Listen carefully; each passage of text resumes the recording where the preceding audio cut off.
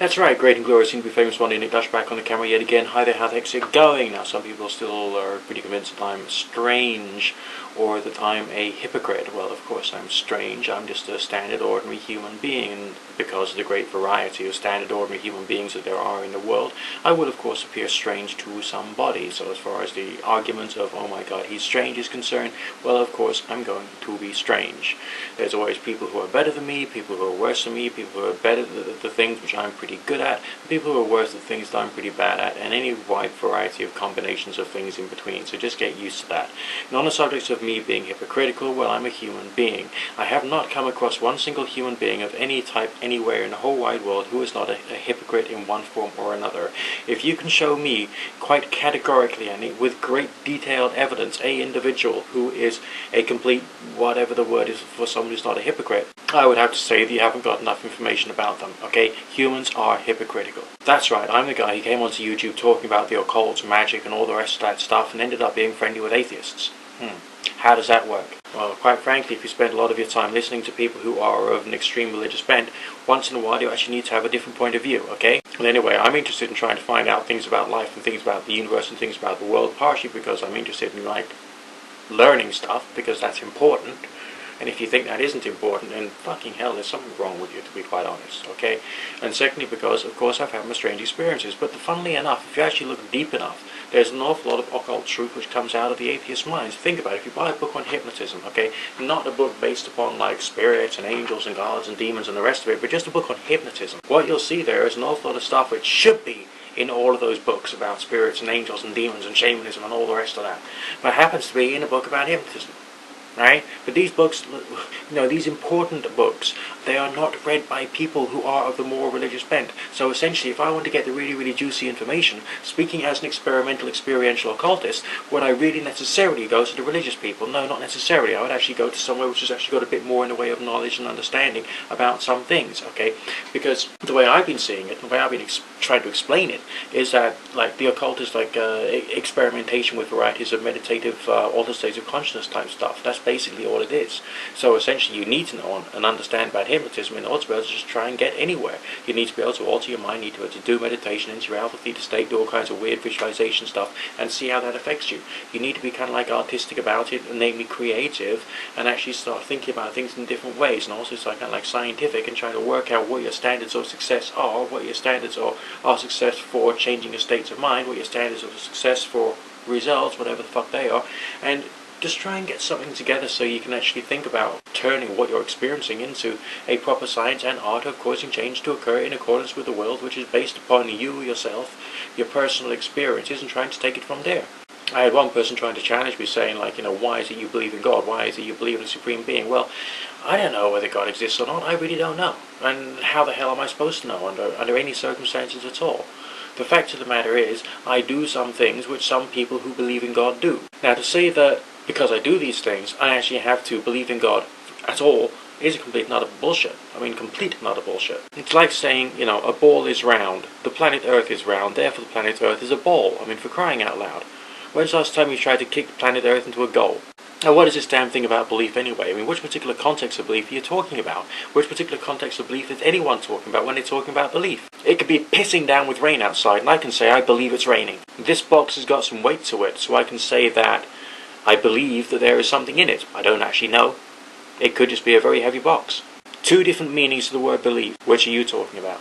Then there's a discrepancy between belief and knowledge. If I say I believe something, it actually infers, or could infer, that I don't know something. Therefore I'm accepting that there is ignorance, but I'm using a particular idea from the point of view of ignorance to see whether that could actually be beneficial to me in some way or other. Which might make more sense to me personally, but might not make any sense to you at all. And basically, as long as I'm not actually doing any harm or driving myself insane, surely that's a good thing, to a certain degree. We're all made different. Yes, I am weird. Yes, you are weird by comparison with me. Then this whole thing about God, for crying out loud. Who is God? What is God? What are the defining characteristics of God?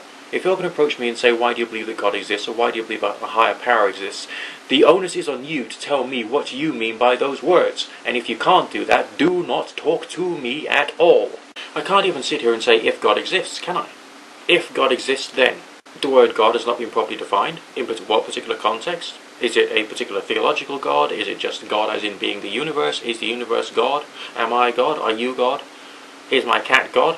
My cat gets a lot of attention from me. You might even call that worshipful. Very scary. Is God something up there? Is God something down there? Maybe a word for God is all of the universe plus consciousness plus some strange things would happen, and basically we can't really say anything else about it because we don't know enough about it. Therefore, we might as well say that God does not exist. But on the other hand, there are strange experiences, or we could use the word God in a mystical way or in an allegorical way to mean something that we don't quite understand and can't quite put our fingers on. So in that respect, God both does exist and God does not exist simultaneously, and on top of that, we still do not know what it is. And all of that is proven by a bit of twisted and convoluted logic, which is based upon actually trying to understand the meanings of the words that we're using and in the context in which we're using them. So no, I can't be anti-theist, because I know there are some people in the world who need religion of various different types, even the most simplistic variety. However, I personally do not get on with that particular understanding of the world or way of looking at life. But on the other hand, let them at it, because I'm sure they're quite happy being who they are, doing what they're doing, and enjoying the way that they live their life. I am not a literalist, but there are some people who prefer to be literalists. So long as they look after themselves and keep their head down, then fine. I'm not too worried about that. There are people who are atheists. Fine, they can carry on with it. But when you get these angry atheists or these political atheists, we want to destroy you all.